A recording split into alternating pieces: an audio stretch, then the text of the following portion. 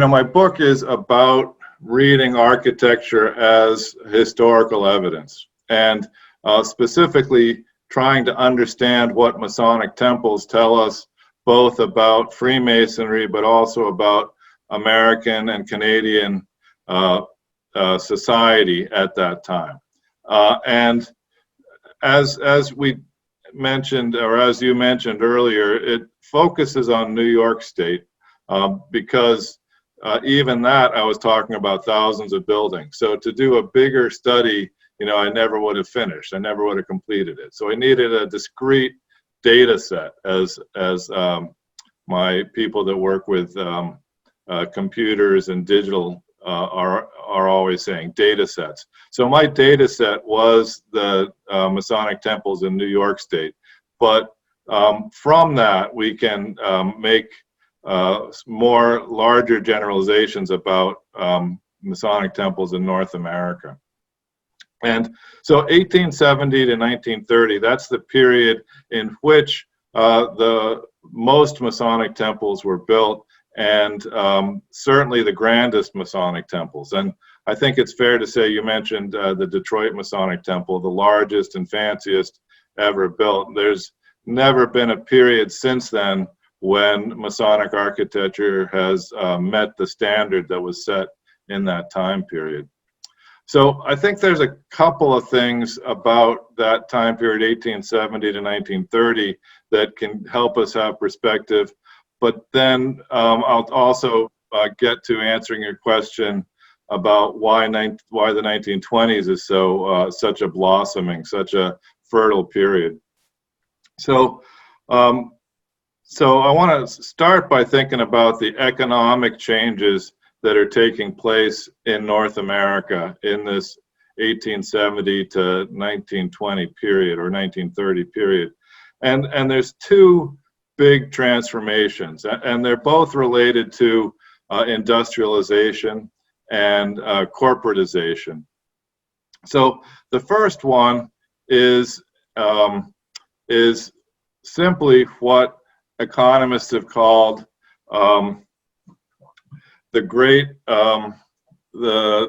deflation, right? That in this time period, through industrialization, through mass production, the economy expanded rapidly and created greater income for a vast array of North Americans. So North Americans between 1870 and 1930 simply had a higher standard of living, simply had more money, simply had more material goods.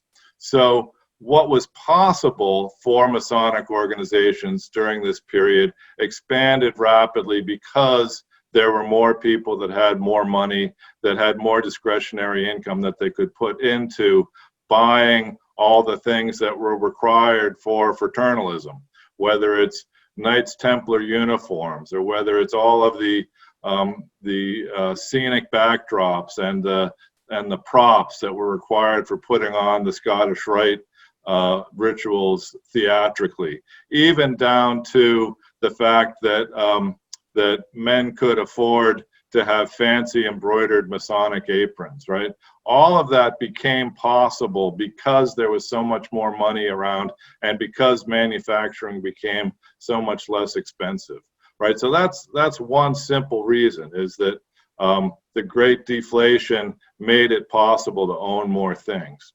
But then the other piece, the kind of the cultural piece rather than the economic piece, is that during this Great Deflation, during this big transformation in the economy, as well as having more goods and more economics, there was also a transition in the mode of economic production. So all across North America, in a large case, we went from being an agricultural society to being an industrial society, and from being largely a rural society to being a society that had at least 50% of its population living in cities, right? So all of this meant that people found themselves unsure about what their life was going to be like. You know, instead of being your own boss and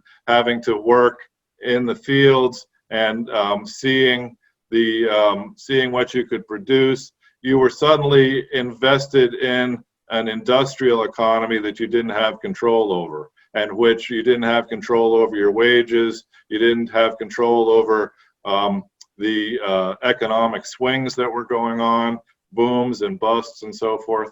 So with all of this, people became very unsure about how society should be structured and what their role was in society.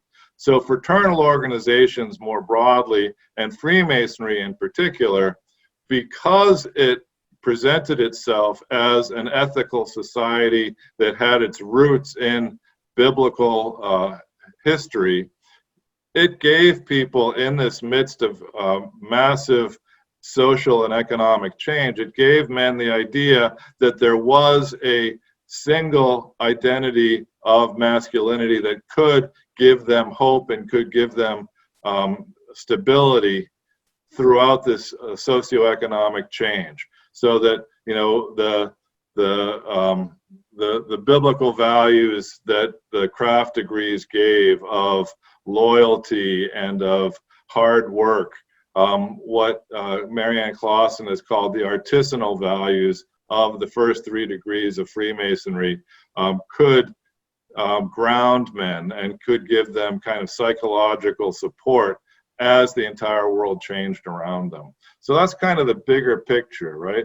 And during this period, because Freemasonry gave people this role and this position in society, membership grew. And because they had more money, they could build stable and single-use Masonic temples. So in the pre-Civil War period, in the antebellum period in the United States, most Masonic lodges, when they met, either met in a tavern or they met in a temporarily rented room, right, where they would use tracing boards to present the ritual. But after the Civil War, in the 1870s, they started to be able to have dedicated rooms with furniture that was specially bought for the ritual. And then as the membership grew, they kept building bigger and bigger temples, and they kept outgrowing those temples. So there were some communities in New York State in this 1870 to 1930 period where they would build 3 or 4 temples, and each time they would outgrow. They would not build big enough, and they would outgrow it. So by the 1920s, Masonic organizations all across North America were hedging their bets by building buildings that were significantly larger than they actually needed, because they didn't want to be outgrown again. So this is why you get these fantastic structures like the Detroit Masonic Temple, which, as you know, was actually never completed because the Great Depression struck and they weren't able to live up to the expectations that they had set for themselves. But all across the country in the 1920s, all across North America in the 1920s, there were all these spectacular Masonic buildings, and in that I include Shriners Mosques, that were built that were bigger than they actually needed. And when the Depression hit, they had leveraged themselves, and many of them were lost to bankruptcy almost immediately, like Mecca Temple in Manhattan in New York City, or the Shriners Mosque in Richmond, Virginia, which was lost to bankruptcy almost immediately when the Depression hit. So it's partly because the membership had been growing so quickly, but it's also because they expected that the membership would continue to grow, and they built larger than they actually needed, and that's what they and they get caught by that. But that's why the 1920s has such spectacular structures, is because it's the culmination of a 50-year period of growth, which then is brought to an abrupt end with the onset of the Great Depression.